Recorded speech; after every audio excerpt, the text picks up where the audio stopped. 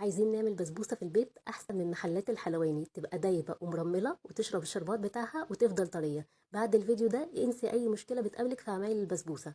معايا نص كيلو من السميد بكون جايباه كده سايب من عند العطار، وهاتوه من مكان موثوق منه علشان ما يبقاش مخلوط بدقيق. حطيت له رشة ملح وظرف فانيليا ومعلقتين كبار جوز هند فرمتهم فرم ناعم، قلبتهم وبعد كده ضفت كوباية الا ربع من السمنة. السمنة تكون دافية مش سخنة. غلفت السميد بيها كويس قوي لحد كده ما بقت شبه الرملة المندية.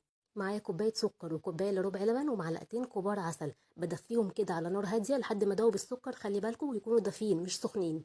وبنزل بيهم كده على السميد. وفي المرحله دي ما ينفعش اقلب كتير ولا عجن، لو قلبته كتير البسبوسه هتحجر منكم. مجرد ما تتشرب السوائل فورا بوقف تقليب. دهنت الصينيه بتاعتي بشويه سمنه، صينيه مقاس 28، وابتدي بقى اوزعها في الصينيه، وببل الاسباتيولا بتاعتي كده في الاخر بشويه ميه علشان اسوي السطح.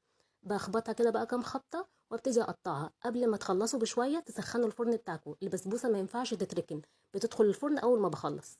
الشربات كوبايه سكر، كوبايه ونص ميه وفانيليا، قلبتهم على البارد ورفعتهم على نار متوسطه يغلي دقيقتين والسكر يدوب، بقفل عليه واحط له معلقه كبيره سمنه. اول البسبوسه ما تخرج لازم اسقيها، البسبوسه والشربات الاتنين سخنين.